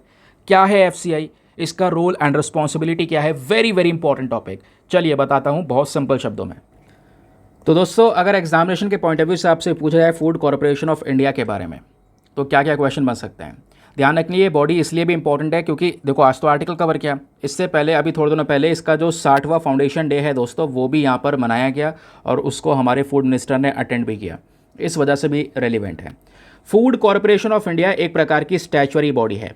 स्टैचुटरी बॉडी वो होती है जिसको एक पर्टिकुलर एक्ट ऑफ पार्लियामेंट के माध्यम से बनाया जाता है, कानून के माध्यम से बनाया जाता है। और वो एक्ट कौन सा है? वो है फूड कॉरपोरेशन एक्ट 1964। इसके माध्यम से बनाया गया। फूड कॉरपोरेशन ऑफ इंडिया का मेन ऑब्जेक्टिव उद्देश्य क्या है? उद्देश्य है दोस्तों effective price support operations provide करवाना। यानी जो हमारे फार्मर्स हैं उनको लेकर यहाँ पर मान लो जो हमारे किसान हैं, है ना, वो जब फसल उगा रहे हैं, फसल की कटाई होगी, गेहूँ चावल यहाँ पर उगाएंगे, तो वो सरकार जो परचेज़ करती है उनसे गेहूँ चावल एमएसपी के ऊपर, वो परचेज़ दोस्तों एफसीआई के माध्यम से ही किया जाता है। ठीक है, तो फार्मर्स यहाँ पे डायरेक्टली अपना अनाज बेच सकते हैं। फिर साथ साथ में जो अनाज एफसीआई में आएगा, वो अनाज जो आपको राशन में दिया जा रहा है, पीडीएस सिस्टम जिसको बोलते हैं, पब्लिक डिस्ट्रीब्यूशन सिस्टम, तो वहाँ पे जो अनाज दिया जा रहा है दोस्तों वो भी एफसीआई से ही जा रहा है। तो एफसीआई को ओवरऑल काम क्या है? हमारे देश में इस गेहूँ चावल का, इस अनाज का कभी भी अकाल ना पड़े, उसके लिए ऑलरेडी यहाँ पर वो गोदाम में भर के मैनेज करके चल रहे हैं। कभी दिक्कत होगी तो उस गोदाम से निकाला जाएगा। अभी वो सरप्लस में इस वजह से बेचा जा रहा है क्योंकि अभी यहाँ पे फसल की कटाई पे और चीज़ें खरीदी जाएंगी। तो यहाँ पे बोला ये जा रहा है कि बफर स्टॉक मेंटेन करने का काम, ताकि देश में फूड सिक्योरिटी बनी रहे। लोगों के पास में ऐसा ना हो कि कोई समय आ जाए अनाज ही ना बचे खाने के लिए या बहुत महंगा हो जाए। उसको मेंटेन करने के लिए ऑलरेडी स्टॉक या गोदाम में सामान भंडार में भर के रखा हुआ है, वो काम एफसीआई करता है। तो देश के फूड सिक्योरिटी के ऊपर भी स्पेशल फोकस है। एक सबसे important point, food Corporation of India कौन से मंत्रालय के अंडर में आता है? तो वो आता है ministry of consumer affairs, food and public distribution के अंडर में। अब देखिए दोस्तों, जैसे मैंने आपको बोला, फूड कॉरपोरेशन ऑफ इंडिया के कई सारे रोल हैं, कई सारे काम है इसका। तो एक काम ये भी है हमारे देश में फूड सिक्योरिटी को यहाँ पर इंश्योर करना। तो पहले मैं आपको ये बता देता हूँ फूड सिक्योरिटी होती क्या है दोस्तों। अगर आपसे कोई पूछ ले फूड सिक्योरिटी क्या होती है, वैसे तो आपने बहुत सुना होगा, कहोगे यार ये भी कोई बताने की चीज़ है, सभी लोगों को प्रॉपर खाना मिल जाए सही समय पर, अफोर्डेबल में वही फूड सिक्योरिटी है। ठीक है, लेकिन अगर आप इसको फैक्चुअली बताना चाहोगे तो ज़्यादा बढ़िया लगेगा। आप फैक्चुअल कैसे बताओगे? आप ये कहोगे कि जो वर्ल्ड फूड समिट था 1996 का, उसके आधार पर अगर हम बात करें तो फूड सिक्योरिटी को हम ऐसे डिफाइन कर सकते हैं कि ये एक वह स्थिति है जब सभी लोग, जितने भी लोग हैं, उनको अपने सभी समय पर फिजिकली और इकोनॉमिकली जो सफिशेंट, सेफ और न्यूट्रिशियस फूड है दोस्तों, वो उसको एक्सेस कर पाएँ। ठीक है, यानी कि किसी भी समय पर जितने भी लोग हैं हमारे देश के, जब चाहें तब आराम से सस्ते दाम में, क्योंकि यहाँ पे बात हो रही है इकोनॉमिकली एक्सेस भी हो सके, सस्ते दाम में हम अनाज को वो खरीद सकें, अपने न्यूट्रिशन को मेंटेन कर सकें, ताकि उनके जो डाइट की नीड्स हैं, डाइट की जो प्रॉपर तरीके की ज़रूरत है वो यहाँ पे पूरी हो सके। ठीक है, तो इसको हम लोग बोलते हैं फूड सिक्योरिटी। अब इससे क्या होगा? सस्ता है तो हर व्यक्ति के पास में उनकी थाली में खाना पहुँच पाएगा। तो इसी चीज़ को इंश्योर करने का काम हमारे फूड कॉरपोरेशन ऑफ इंडिया का है। ठीक है, उसके अलावा इसके कई सारे और भी रोल हैं। फूड सिक्योरिटी को मेंटेन करना वो हमने डिस्कस कर लिया, प्लस जो भी यहाँ पर अनाज है उसको ये खरीदते हैं मिनिमम सपोर्ट प्राइस में, ये भी मैंने आपको बता दिया। किसानों से एमएसपी पे ये परचेज़ करते हैं, और एमएसपी पे परचेज़ करना ज़रूरी भी है। एमएसपी होती क्या है? Minimum support price. ये क्या होता है? देखिए दोस्तों, हमारे फार्मर्स बहुत मेहनत कर रहे हैं, ठीक है, और जितना भी यहाँ पर वो फसल उगा रहे हैं, ठीक है, मान लो गेहूँ चावल जो भी यहाँ पर उन्होंने फसलें उगाई, अगर उनको मार्केट में, नॉर्मल मार्केट में अगर अच्छा प्राइस मिल रहा है, बहुत ज़्यादा पैसा मिल रहा है, तो ठीक है, वो वहाँ पे बेच के पैसा ले लेंगे। अगर मान लो मार्केट में उन्हें अच्छा पैसा नहीं मिला, तो बहुत कम कोई दे रहा है, तो या हो सकता है मार्केट में कोई लिमिट तो होनी चाहिए डिफाइन करने की, वरना मार्केट वाले कहीं फार्मर्स को कोई पैसा ही ना दें, सही, बहुत लोअर लेवल में यहाँ पर उनसे खरीदें तो फार्मर्स को तो नुकसान होगा ना। तो इसके लिए दोस्तों बीच में आ जाता है MSP, minimum support price. Minimum support price सरकार ने अनाउंस किया है। सरकार बोलती है अगर आपका अनाज कहीं ना बिके तो आओ एमएसपी पे हमें बेच दो। ये बेसिकली एक सिक्योरिटी प्राइस है कि फार्मर्स को पता है हमें घाटा नहीं होगा, कुछ नहीं हुआ तो इतना दाम तो हमें मिलेगा ही मिलेगा, हम जाके सरकार को बेच देंगे, तो एमएसपी का ये अमाउंट हमको मिल जाएगा। और यहीं पर एक मिनिमम सिक्योरिटी प्राइस को यहाँ पे क्या होता है, सपोर्ट प्राइस को डिसाइड कर लिया जाता है कि हाँ इतना अमाउंट हम देंगे, गवर्नमेंट इतना अमाउंट देगी। अब इतना अमाउंट तो किसानों को मिल रहा है, इससे नीचे तो मार्केट में मिलेगा नहीं। अगर मार्केट में इससे ऊपर का अमाउंट मिल रहा है तो ऑब्वियस ही बात है वो वहाँ से बेचकर ज़्यादा फ़ायदा कमा सकते हैं। ये दोस्तों एमएसपी का कॉन्सेप्ट है, और इस एमएसपी को इंश्योर करने का काम हमारे इस फूड कॉरपोरेशन ऑफ इंडिया का है। फिर सवाल ये आता है, क्या फूड कॉरपोरेशन ऑफ इंडिया केवल गेहूं चावल को लेकर डील करता है क्या? नहीं, गेहूं चावल के अलावा दोस्तों जो और सस्ते अनाज हैं, जोवर, बाजरा, ऐसे कई सारे और मिलेट्स हैं, उनको भी यहाँ पर ये परचेज़ करता है। ठीक है, क्योंकि हमारी जो स्टेट गवर्नमेंट एजेंसीज़ हैं वो यहाँ पर लेती हैं। और ध्यान रखिए, भारत सरकार ही अनाउंस करती है एमएसपी, और एमएसपी को जो मिनिमम सपोर्ट प्राइस किसानों के लिए अनाउंस किया जाता है वो एक कमीशन के रिकमेंडेशन के बेसिस पे किया जाता है। उस कमीशन का नाम है commission of agricultural cost and prices. तो जब भी यहाँ पर कटाई होती है फसलों की, तो उससे पहले एमएसपी घोषित कर दी जाती है, इतना अमाउंट यहाँ पे आपको मिलने वाला है। तो हमारे फार्मर्स उनके पास में खैर फ्रीडम है, पूरी तरह से छूट है, चाहे तो वो सरकार को बेचें, अगर उनसे ज़्यादा अच्छा प्राइस मिल रहा है तो वो जाके मार्केट में बेच सकते हैं, कहीं भी बेच सकते हैं, ट्रेडर्स, मिलर्स, किसी को भी। ठीक है, तो ये सब जिम्मेदारी किसके पास में आ रही है? एफसीआई। आप समझ रहे हैं फूड कॉर्पोरेशन ऑफ इंडिया का कितना अहम रोल है हमारे देश के न्यूट्रिशनल सिक्योरिटी के बेसिस पे। अब सवाल यह है कि जो फूड सिक्योरिटी ऑफ इंडिया के खुद की जो स्टोरेज कैपेसिटी है उसको भी बढ़ाना, ये भी काम इसका है ना भाई। बड़े बड़े मात्रा में भंडार को मैनेज करके रखना, ताकि देश में जो राशन दिया जा रहा है वो यहीं से दिया जा रहा है। उसके अलावा मान लो कोई अनफोर्सिन सिचुएशन हो गई, कोविड जैसी सिचुएशन हो गई या कोई और सिचुएशन हो गई, तो उस समय पर इसी भंडार से, इसी गोदाम से निकाल के जो हमारी देश की ज़रूरत है वो पूरी की जा सकेगी। समझ गए? तो ये स्टोरेज फंक्शन बहुत ज़रूरी है और उसको मेंटेन करने का काम भी एफसीआई करता है। और ये कैसे करता है? एफसीआई के बहुत बड़ा नेटवर्क है ना, कई सारे डिपोट्स हैं, सिलॉस हैं, जगह जगह पर, देश भर में जगह जगह पर इनके गोदाम हैं, तो वहीं पर ये अनाज को खरीद के भर देते हैं उन गोदामों को। अब भरने के बाद क्या रहता है? उन अनाज को मूवमेंट करना, उसका डिस्ट्रीब्यूशन करना, ऐसी जगह पे मान लो कहीं पर किसी गोदाम में कमी पड़ गई तो वहाँ पे उसको भेजना अनाज को दूसरे से निकाल के। कहीं पे किसी रीजन में कोई डिज़ास्टर आ गया, नेचुरल डिज़ास्टर आ गया, खाने को कुछ नहीं है या फसलें बर्बाद हो गई, तो वहाँ पे उस गोदाम से निकाल के देना। तो बेसिकली एक बफर स्टॉक मेंटेन है, जहाँ जहाँ पे कमी पड़ेगी उसके लिए यहाँ पर तैयार है, जिससे लोगों को प्रॉपर तरीके से खाना तो मिलता रहे। ठीक है, तो यहाँ पर जो ये सप्लाई है फूड ग्रेन्स की, कई बार हम लोग डिफेंस और पैरामिलिट्री फोर्सेस को भी करते हैं, नेचुरल कैलेमिटीज़ जो आते हैं, नेचुरल डिजास्टर आते हैं, उस दौरान भी करते हैं। तो ये तो हो गई अच्छी बात है। लेकिन दोस्तों फूड सिक्योरिटी जो है हमारी इंडिया के अंदर में, उसको मेंटेन करने में कुछ चैलेंजेस भी हैं। तो चैलेंजेस विद रिस्पेक्ट, WRT का मतलब है with respect to food security in India. अब वो चैलेंजेस क्या क्या हैं दोस्तों? सबसे पहला चैलेंज यहाँ पे आपको देखने को मिलेगा कि लगभग 195 मिलियन अंडर नॉरिश्ड पीपल हैं दोस्तों, जिनका नरिशमेंट नहीं हुआ है, यानी उनको एक अच्छा पोषण वाला खाना नहीं मिल पाया है। ऐसे दुनिया भर में 195 पीपल हैं, जिसमें से यहाँ पर भारत का एक अहम कंट्रीब्यूशन आ रहा है। अब इसको कंट्रीब्यूशन कह लो, क्योंकि यहाँ पर इंडिया से दोस्तों लगभग 47 मिलियन के आसपास लोग हैं। कहने का मतलब है भारत में जितने बच्चे हैं, हर 10 में से 4 बच्चा अपनी जितनी भी पोषण है उसको पूरा नहीं कर पा रहा। या तो वो अंडर न्यूट्रिशन से गुजर रहा है, उसके बॉडी में कुपोषण हो चुका है, या फिर यहाँ पर कह सकते हो उम्र के हिसाब से हाइट कम है, उम्र के हिसाब से वेट कम है। रीज़न अच्छा खाना, अच्छा न्यूट्रिशन उसके बॉडी को नहीं मिल पाया। समझ गए? तो ये हमारी दिक्कत है। तो इस दौरान यहाँ पर फूड कॉर्पोरेशन ऑफ इंडिया का एक अहम हिस्सा आता है। लेकिन हमने बहुत कुछ अचीव किया है दोस्तों फूड सेल्फ सफिशिएंसी के मामले में, लेकिन इतने सारे अचीवमेंट्स के बावजूद भी हमारे सामने कई प्रकार के चैलेंजेस हैं। हमारे देश की जो एग्रीकल्चरल ग्रोथ है वो काफ़ी स्लो है। फिर क्लाइमेट चेंज को हम नहीं रोक सकते, एक बड़ा डिजास्टर है टेम्परेचर बढ़ना, गर्मी बढ़ना, इसकी वजह से यहाँ पर लगातार फसलें बर्बाद हो रही हैं, ज़मीन के अंदर डिग्रेडेशन होना, बायोडाइवर्सिटी, पेड़ पौधे कम हो रहे हैं, जानवर खत्म हो रहे हैं। तो दोस्तों इन सब चीज़ों का इम्पैक्ट पड़ रहा है एनवायरमेंट पर, है ना। तो भले ही यहाँ पर कितने भी अचीवमेंट्स हैं हमारे, लेकिन फिर भी कुछ दिक्कतें हैं हमारे सामने। वो ये दिक्कतें हैं, और उससे बड़ी दिक्कत यह है कि भारत में जो खेत हैं जहाँ पे खेती की जाती है, वो दोस्तों ज़्यादातर खेत बैरन लैंड्स बनते चले जा रहे हैं, बंजर ज़मीन बनती चली जा रही है। कारण यह है कि कई जगह पे जो खाद का इस्तेमाल हो रहा है, फर्टिलाइज़र का इस्तेमाल हो रहा है, वो इम्बैलेंस्ड यूज़ में किया जा रहा है। कई बार यूरिया बहुत ज़्यादा इस्तेमाल कर दिया जाता है, ज़्यादातर यूरिया ही इस्तेमाल किया जाता है, जबकि नाइट्रोजन, पोटेशियम, इन सब चीज़ों का भी बराबर इस्तेमाल करना पड़ता है। लेकिन एक्सेसिव यूज़ करना एक सिंगल फर्टिलाइज़र, क्योंकि यूरिया सस्ता भी है, तो किसान यहाँ पर इसका सबसे ज़्यादा यूज़ करते रहे हैं। तो इसकी वजह से दोस्तों जो मिट्टी का उपजाऊपना है वो ख़त्म हो रहा है, ज़मीन बंजर हो जाएगी, कुछ उगेगा नहीं आगे। तो ये भी एक दिक्कत है हमारे लिए, कुछ चैलेंजेस हैं फूड सिक्योरिटी को लेकर, तो इसको ध्यान रखिएगा दोस्तों। आपसे क्वेश्चन बने तो ये सब चीज़ें आप बता सकते हैं उन्हें, आपको इंटरव्यू में भी हेल्प करेगा। आई होप आपको मज़ा आ चुका होगा, अच्छे से ये आर्टिकल भी क्लियर हो चुका है। चलिए आते हैं नेक्स्ट आर्टिकल पर। ना दोस्तों आज के न्यूज़पेपर में पेज नंबर 8 पर आपको आना है और वहाँ पर आपको एडिटोरियल मिलेंगे।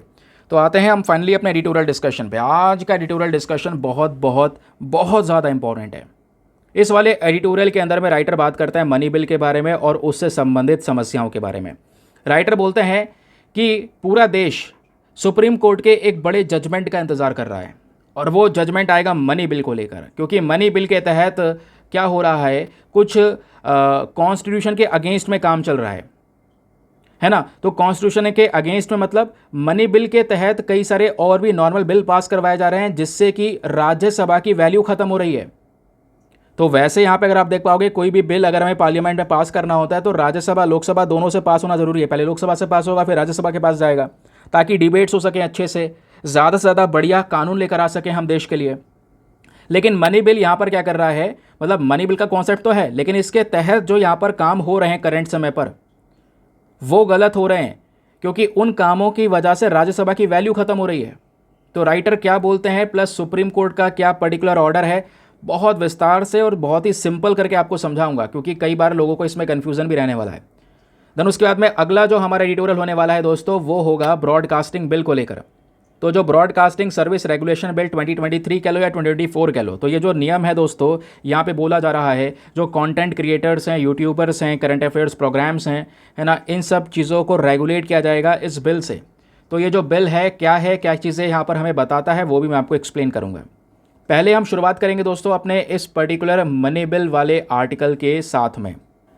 दोस्तों यहाँ पर केवल मैं आर्टिकल आपको पढ़ाऊंगा ही नहीं, आपको बताऊंगा भी आपको क्या क्या लिखना है, कैसे आपको पूरे नोट्स तैयार करने होंगे। जीएस पेपर नंबर 2 पॉलिटी के पॉइंट ऑफ व्यू से इंपॉर्टेंट है। आज आपको पूरा तरीके से जो मनी बिल का कॉन्सेप्ट है जिसको बोलते हैं धन विधेयक, ये आपको जानने को मिलेगा।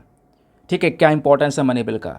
एक होता है फाइनेंशियल बिल, मनी बिल और फाइनेंशियल बिल के बीच में क्या डिफरेंस है वो भी आपको जानने को मिलेगा। बिल जो होते हैं उसको विधेयक बोला जाता है। तो पहले दोस्तों हमें मनी बिल का कॉन्सेप्ट क्लियर करना होगा, क्योंकि ये कॉन्सेप्ट क्लियर कर लिया तो आपको आर्टिकल बहुत ज़्यादा आराम से समझ में आएगा। लेकिन अगर ये कॉन्सेप्ट क्लियर नहीं किया मनी बिल का तो यहाँ पर आप कितनी कोशिश कर लो कुछ समझ में नहीं आने वाला। जो कह सकते हैं कि यहाँ पर फ्रेशर्स हैं, नए लोग हैं, ज़रा उस वो भी बहुत ध्यान से सुनिए, और जिन्होंने पढ़ रखा है मनी बिल उनका रिविजन भी हो जाएगा। तो मनी बिल यानी धन विधेयक। अब बात हो रही है संविधान में मनी बिल के बारे में कहाँ पर मेंशन्ड है। तो हमारे कॉन्स्टिट्यूशन के अंदर में article number 110 very very important, ये ध्यान रखने वाली बात है। आर्टिकल नंबर 110 जो है हमारे संविधान का वो दोस्तों आउटलाइन करता है और मनी बिल की डेफिनेशन बताता है कि मनी बिल कोई भी ऐसा बिल होगा जिसके अंदर में फाइनेंशियल मैटर्स से संबंधित मुद्दे होंगे, यानी पैसों से संबंधित जो यहाँ पर पूरा मामला होगा वो इस बिल के अंदर में होगा, जिसको लेकर यहाँ पे हमारी पार्लियामेंट बात कर रही होगी। समझ गए। अब फाइनेंशियल मैटर, जैसे फाइनेंशियल मैटर में तो बहुत कुछ आता है, तो क्या क्या हो सकता है। तो मनी बिल केवल मतलब आप देख पाओगे मनी बिल कौन सा बिल होता है। मनी बिल वो बिल होगा जिसके अंदर में टैक्स की मैटर की बात हो रही हो, टैक्स इम्पोज करना है, कहीं पे लगाना है, हटाना है, रेमिशन करना है, चेंज करना है, रेगुलेशन करना है, कोई भी ऐसा बात यहाँ पर मनी बिल में होता है। या बोरोइंग रेगुलेशन की बात है, पैसा यहाँ पर उधार लेना है भारत सरकार को, उसको रेगुलेशन करना, वो सब यहाँ पर मनी बिल में होता है। प्लस कस्टडी ऑफ फंड्स, यानी आप देख पाओगे भारत सरकार 2 फंड्स मैनेज करती है, कंसोलिडेटेड फंड ऑफ इंडिया, साथ ही साथ में कॉन्टिजेंसी फंड ऑफ इंडिया, है ना। तो इसके थ्रू यहाँ पर जैसे कि कोई भी रेवेन्यू आ रहा है सरकार का तो वो CFI यानी कंसोलिडेटेड फंड ऑफ इंडिया के अंदर में यहाँ पर उसको रिसीव किया जाता है। कोई खर्चे हो रहे हैं यहाँ से खर्चे हो रहे हैं, कोई यहाँ पर मतलब कोई कह सकते हैं अनएक्सपेक्टेड खर्चा है वो हमारा कॉन्टिजेंसी फंड ऑफ इंडिया से जाता है। तो ये जो दोनों फंड्स यहाँ पर सरकार मैनेज करती है इसके मैटर्स जो हैं वो मनी बिल्स में देखे जाते हैं। कोई खर्चा हो रहा है यहाँ से, कोई यहाँ पर पैसा रिसीव हो रहा है, वो मनी बिल्स के अंदर में देखा जाता है। ठीक है। अब मान लो यहाँ पर कंसोलिडेटेड फंड ऑफ इंडिया से कोई एक्सपेंडिचर है, बड़ा एक्सपेंडिचर है, उसको डिक्लेयर करना है, मनी बिल से होगा वो भी। ठीक है। कोई मनी रिसीव हो रहा है, कोई बड़ा पैसा आ रहा है हमारे कंसोलिडेटेड फंड ऑफ इंडिया पे या पब्लिक अकाउंट में, वो मनी बिल के अंदर देखा जाएगा। तो मनी बिल ये सभी मैटर्स को लेकर डील करता है। ठीक है। तो ध्यान रखिए जितने भी ऊपर मैंने प्रावधान बताया ये सब मनी बिल में कवर होते हैं। अगर ऐसा कोई टॉपिक है और कोई बिल को लेकर बात हो रही है पार्लियामेंट तो समझ जाना वो मनी बिल है। अब क्वेश्चन यहाँ पर यह है कि ठीक है वो बिल है, पास होगा, कानून बनेगा, लेकिन अब आता है मेन मुद्दा कि इस मनी बिल में एक बहुत बड़ी ताकत है दोस्तों। ताकत यह है कि यहाँ पे मनी बिल को कंट्रोल करने का पूरा पावर लोकसभा के पास में। अब देखिए ध्यान से मेरी बात सुनिए, जो हमारी पार्लियामेंट है, पार्लियामेंट में 2 हाउसेस हैं आपकी, एक लोअर हाउस है लोकसभा और अपर हाउस है राज्यसभा। अब आपको मान लो कोई कानून बनाना है देश के लिए, तो कानून बनाने के लिए पहले क्या होगा, बिल बनेगा। ठीक है। और वो जो बिल है वो लोकसभा से फर्स्टली पास होना चाहिए। लोकसभा से बिल पास होने के बाद में राज्यसभा में जाएगा और बहुत सारी डिबेट्स होंगी। देन राज्यसभा से पास होने के बाद में देन फाइनली प्रेसिडेंट साइन करके उसको यहाँ पर एक्ट का रूप देंगे, कानून का रूप देंगे। तो हर एक बिल ऐसा ही होता है, लोकसभा से पास होकर राज्यसभा के पास जाएगा, फिर उसके बाद यहाँ पे प्रॉपर तरीके से कानून बनेगा। लेकिन मनी बिल में ऐसा नहीं है दोस्तों। मनी बिल में थोड़ा स्पेशल चीज़ है। मनी बिल केवल और केवल लोकसभा से ही पास होता है, राज्यसभा का कोई भी रोल नहीं है मनी बिल को लेकर। ठीक है, ये ध्यान रखना, क्वेश्चन आपसे बन सकता है। तो मनी बिल को लेकर जितने भी डिसीजन होते हैं वो कौन लेता है? वो लेता है लोकसभा का स्पीकर। पता है ना, जैसे राज्यसभा में चेयरमैन होता है, वैसे ही लोकसभा का स्पीकर होता है जो पूरे लोकसभा को हैंडल कर रहा होता है। ओम बिरला साहब लोकसभा के स्पीकर हैं। तो मनी बिल की सारी पावर्स उनके पास में, उसका डिसीजन स्पीकर के पास में, और स्पीकर का डिसीजन फाइनल डिसीजन होता है। फाइनल डिसीजन समझ रहे हो? फाइनल डिसीजन मतलब ऐसा डिसीजन जिसको आप कोर्ट में भी चैलेंज नहीं कर सकते, या हाउस के किसी भी पार्लियामेंट के किसी भी हाउस में चैलेंज नहीं कर सकते। ठीक है, ना ही यहां पर आप कह सकते हैं प्रेसिडेंट ही इसको कंटेस्ट कर पाएंगे। ये ताकत है लोकसभा के स्पीकर की, ये ताकत है मनी बिल की। अब क्या होता है कि जैसे यहां पर स्पीकर जो होता है सर्टिफिकेशन दे देता है, अपना डिसीजन देता है मनी बिल को, और वो मनी बिल फिर जाता है सीधा राज्यसभा में। कहोगे एक मिनट, अभी तो आपने बोला था राज्यसभा से ये पास नहीं होता। हाँ, मैंने क्या बोला? अभी मैंने ये नहीं बोला पास हुआ, मैंने बोला ठीक है यहाँ पे हो गया, वो राज्यसभा में जाता है, लेकिन राज्यसभा के पास में थोड़ी सी पावर यह है कि वो रिकमेंडेशन दे सकते हैं इस बिल को लेकर, कि भाई हाँ इस मुद्दे पर राज्यसभा की ये रिकमेंडेशन है, आप यहाँ पर ये मान सकते हैं। मान सकते हैं मतलब क्या लोकसभा को वो बात माननी ही होगी? नहीं दोस्तों, ध्यान रखिए, ज़रूरी नहीं कि लोकसभा को बात माननी होगी। चाहे तो यहाँ पर राज्यसभा का जो भी रिकमेंडेशन है, आप रिकमेंडेशन अपने पास में रखिए, लोकसभा का बिल जैसा था, जैसा यहाँ पर स्पीकर ने बोला है, वैसे यहाँ पर पास होगा। ये जो मनी बिल है, तो राज्यसभा का अगेन एक छोटा सा रोल है, लेकिन वो नॉन बाइंडिंग की वजह से वो रोल भी खत्म हो गया कि डिसीजन मानना मानना फिर भी लोकसभा के ऊपर है, बस खाली रिकमेंडेशन दे सकता है राज्यसभा। तो ये मनी बिल के बारे में आपको समझ में आया। अब दोस्तों बात यहाँ पर यह है लेजिस्लेटिव प्रोसीजर्स की, हमारा लॉस क्या बोलता है, ज़रा ये सुनिए। ये तो आपको बता चुका हूं कि money bill can only be introduced in Lok Sabha. ये वर्ड है ओनली, केवल और केवल लोकसभा में ही यहां पर लाया जा सकता है मनी बिल। ठीक है, उसमें रिकमेंडेशन आएगा प्रेसिडेंट का, और यहां पे फिर उसके बाद लोकसभा से पास होने के बाद राज्यसभा भेज दिया जाएगा, लेकिन राज्यसभा के पास में मनी बिल को लेकर कोई ज़्यादा पावर है नहीं, है ना। राज्यसभा ऐसा नहीं है मनी बिल को रिजेक्ट कर देगा, जैसे नॉर्मल बिल होते हैं ना, वो देखो नॉर्मल बिल्स होते क्या है, मान लो कोई नॉर्मल बिल है, कोई कानून बनाना है, तो लोकसभा से पास हो जाता है बहुत आराम से। बिल लोकसभा से आराम से पास होता है, क्यों? क्योंकि लोकसभा में रूलिंग गवर्नमेंट है, वही बिल ला रही है, वही पास कर रही है। आप देखो जैसे कि यहाँ पर हमारी लोकसभा के अंदर में बीजेपी को 240 सीट मिली अब की बार इलेक्शन में, लोकसभा के इलेक्शन में, तो रूलिंग गवर्नमेंट वही है, सरकार उन्होंने बना रखी है। ठीक है, क्योंकि कुछ और पॉलिटिकल पार्टीज़ के कोalition के बेसिस पे, तो लोकसभा से बिल आराम से पास हो जाता है। अगर ना पास हुआ तो समझ लो यहाँ पे फिर वो सरकार गिरनी है, फिर मतलब लोकसभा से बिल पास नहीं हो रहा है, गवर्नमेंट खुद पास नहीं करवा रही है, तो यहाँ पर सरकार रिज़ाइन कर देगी। तो फिलहाल लोकसभा से पास होकर राज्यसभा में बिल जब जाता है, तो सबसे ज़्यादा जो बिल अटकता है ना, वो राज्यसभा में अटकता है।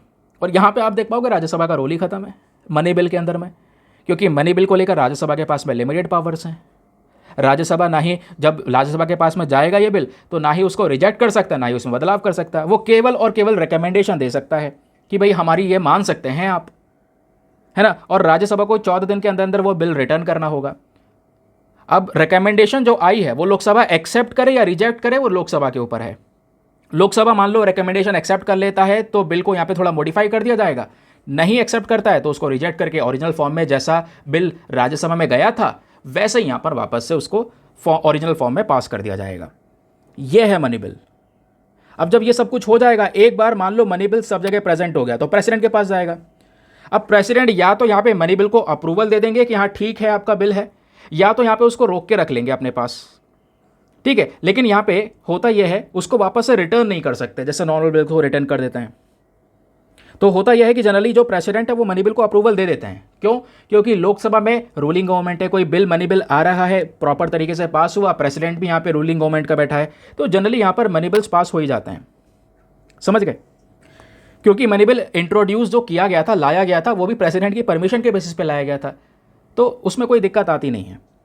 अब क्वेश्चन यहाँ पर यह है कि जितना भी कुछ मैंने आपको बताया उससे रिलेटेड कुछ और पॉइंट्स है, थोड़े इंप्रूव्ड वे में उसको समझिए। ये आपको बता चुका हूँ कि लोकसभा के पास में जो लोकसभा के अंदर स्पीकर के पास में जो पावर है, ध्यान रखिए एक चीज़ और, कौन बताएगा कि ये बिल मनी बिल है? कौन बताएगा? ये ताकत लोकसभा के स्पीकर के पास में। The speaker of the Lok Sabha decides if a bill is money bill और नॉट।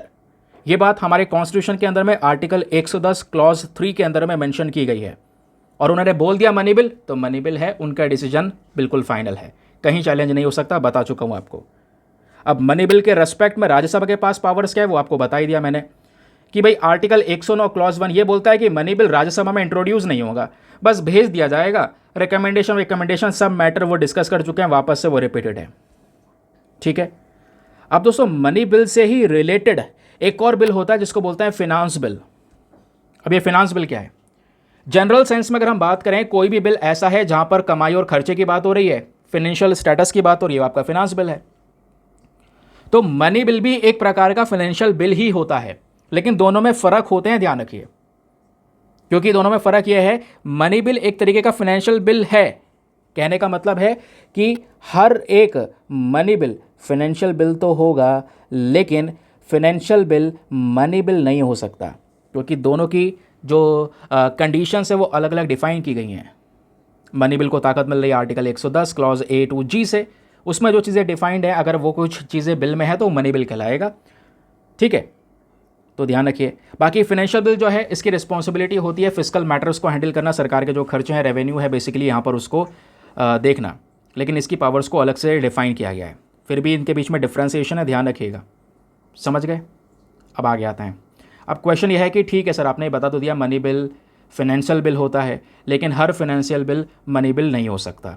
तो सर इसको थोड़ा सा और डिफाइन कर दो कि आखिरकार फ़र्क क्या होता है दोनों बिल में। फिर तो फ़र्क होता है दोस्तों डिस्टिंक्शन का। कहने का मतलब है जो मनी बिल्स होते हैं इसमें टैक्स से संबंधित सारे प्रावधान हैं, जबकि फाइनेंशियल बिल्स के अंदर में टैक्स के अलावा भी कई सारे प्रावधान है। टैक्स को लेकर, एक्सपेंडिचर को लेकर, सारी चीज़ों को लेकर फाइनेंशियल बिल डील करता है। समझ गए? फिर दूसरा क्या फ़र्क हो सकता है सर? दूसरा हो सकता है पैसेज को लेकर प्रोसीजर, मतलब पास कैसे होता है। अब मनी बिल, जैसे मैंने आपको बोला ना, मनी बिल में राज्यसभा का कोई रोल नहीं है, वो अमेंड या रिजेक्ट कुछ नहीं कर सकता। लेकिन फाइनेंशियल बिल को दोस्तों दोनों हाउसेस से अप्रूव करना ज़रूरी है। सबसे बड़ा फ़र्क तो यह है। आपसे कोई पूछा जाए कि बताओ भैया सबसे बड़ा फ़र्क क्या है दोनों बिल में, तो आप किसी को कंफ्यूज ना करें, इससे अच्छा ये बता देना कि देखिए मनी बिल केवल लोकसभा में पास होता है, फाइनेंशियल बिल को दोनों हाउसेस की अप्रूवल की ज़रूरत होती है। समझ गए? तो दोस्तों समझ में आ गया ना धन विधेयक क्या है।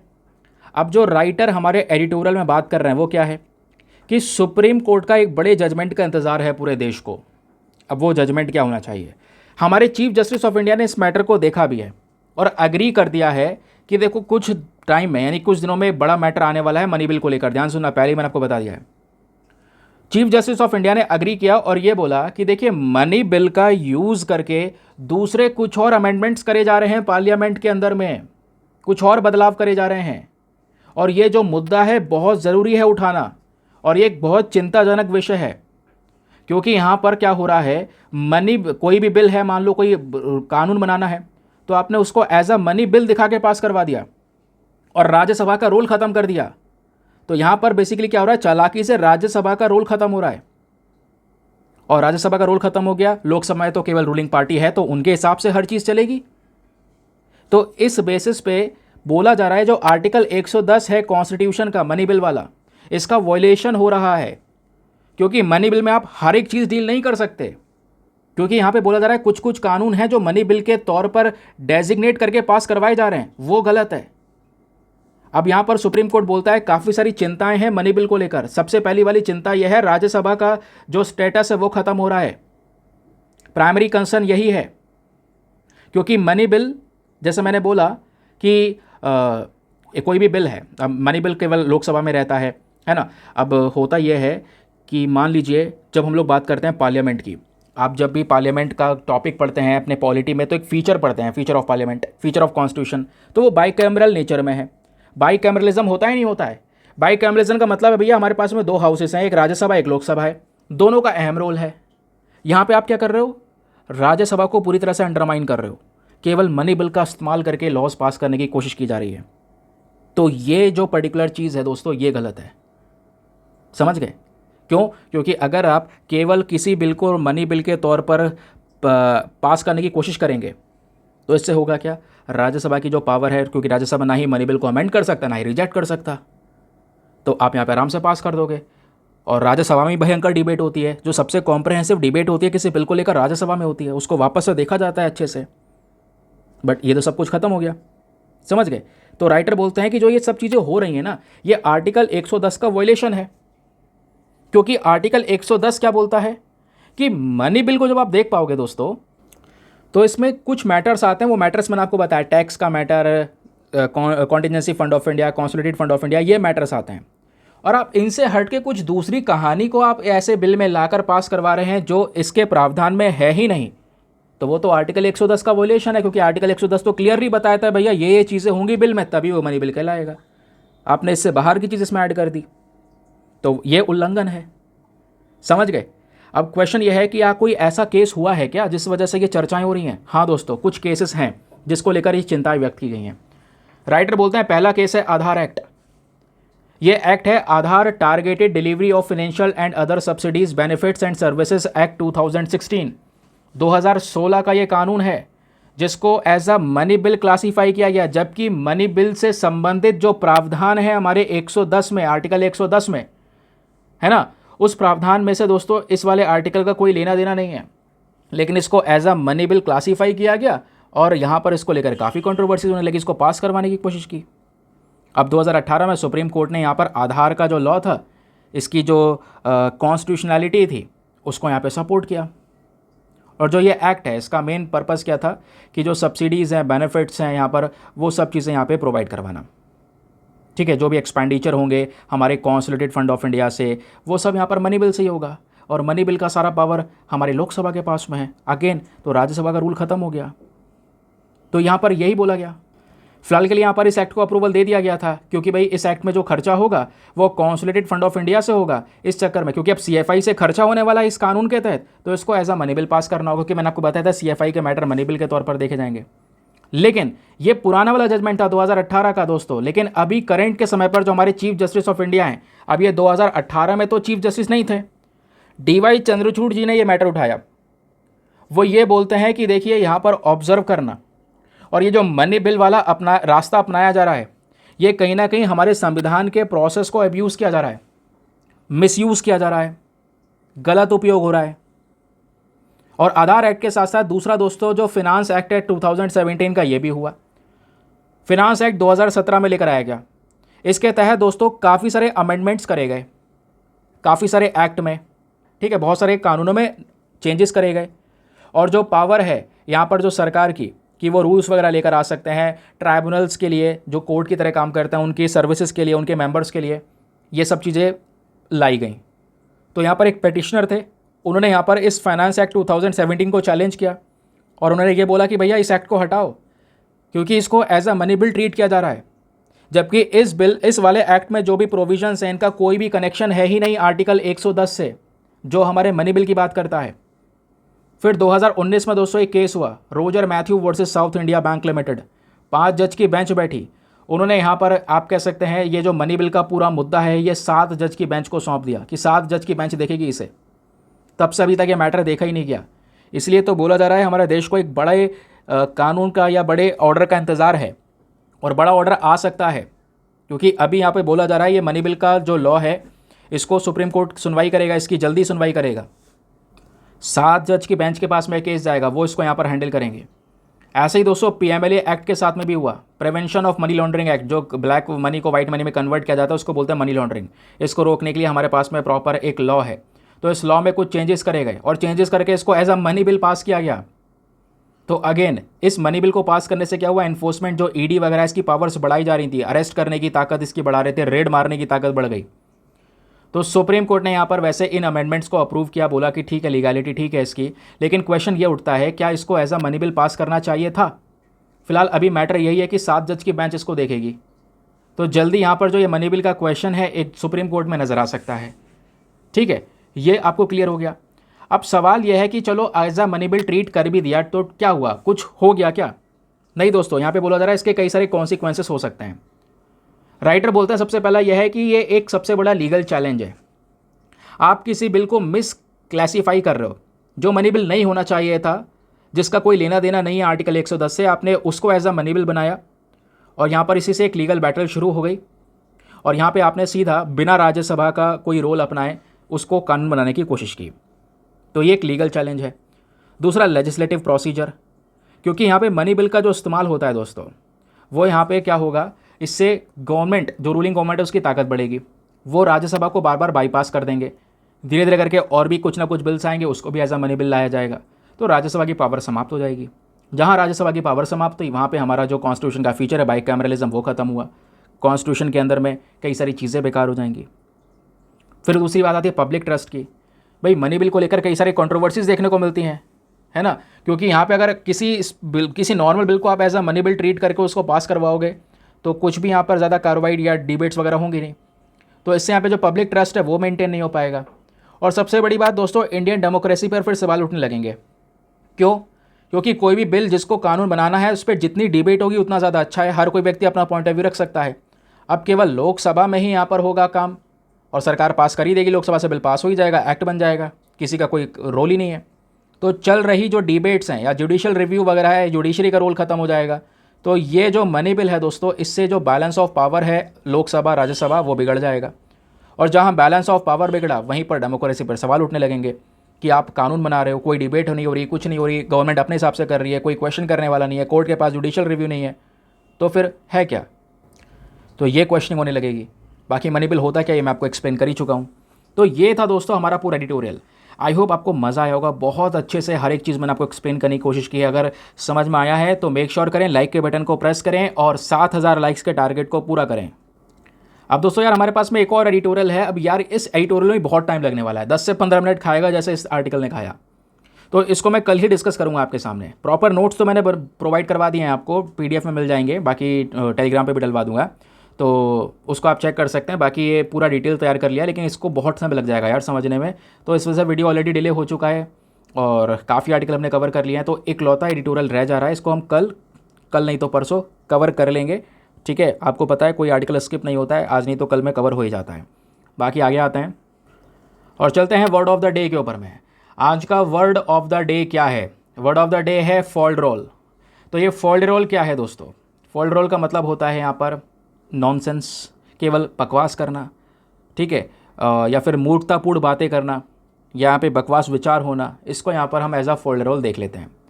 तो इसका मतलब ये हो गया, आप इसी फोल्डरोल का वर्ड का यूज़ करके फटाफट एक सेंटेंस बनाना नीचे कमेंट सेक्शन में सभी लोगों को। सेंटेंस बनाओगे तभी हेल्प मिलेगी, सेंटेंस नहीं बनाओगे कोई हेल्प नहीं मिलेगी, ठीक है। तो सेंटेंस बनाओ, इसका ज़्यादा से ज़्यादा यूज़ करो। जब भी बात आएगी फुलिश टॉकिंग की या फुलिश आइडियाज़ की, तो आपने अब वो वर्ड यूज़ नहीं करना है, आपने यूज़ करना है फोल्डरोल, ठीक है। तो कैसा यूज़ करना है कमेंट सेक्शन में बता सकते हैं। बाकी आते हैं अपने प्रैक्टिस क्वेश्चन के ऊपर में। क्वेश्चन ये था कि पीएलआई स्कीम जो है ये प्राइमरीली हमारी कंपनीज़ को इंसेंटिव्स प्रोवाइड करवाती है, लेकिन किस बेसिस पे? तो दोस्तों ऑब्वियस सी बात है, प्रोडक्शन लिंक्ड इंसेंटिव स्कीम है तो प्रोडक्शन के बेसिस पर ही प्रोवाइड करवाती होगी, है ना। तो यहाँ पर एक सिंपल सा आंसर है ये कि भाई कंपनीज़ जो प्रोडक्शन करती हैं और जितना ज़्यादा एक्सपोर्ट कर रही हैं उसके बेसिस पे यहाँ पर उन कंपनी को जो ये इंसेंटिव्स है वो प्रोवाइड करवाए जाते हैं। क्योंकि पीएलआई स्कीम को लाने के पीछे का मेन पर्पज़ यही था, हमारे अपने देश में प्रोडक्शन और मैन्युफैक्चरिंग सेक्टर को बढ़ा सकें, आत्मनिर्भर भारत की तरफ बढ़ सकें। इसीलिए अलग अलग स्कीम्स जैसे सेमीकंडक्टर स्कीम हो गई या वगैरह वगैरह, ऐसे कई सारी स्कीम्स है जिसके लिए यहाँ पर जैसे कई सारे यहाँ पे और प्रोडक्ट्स हैं जिसके लिए पीएलआई स्कीम को लेकर आया गया। तो ये आप समझ गए। तो चलिए दोस्तों बाकी करते हैं अपने सेशन को समाप्त और मिलते हैं आप लोगों को अगले वीडियो में। आज के लिए bye bye, have a nice day, thank you and जय हिंद।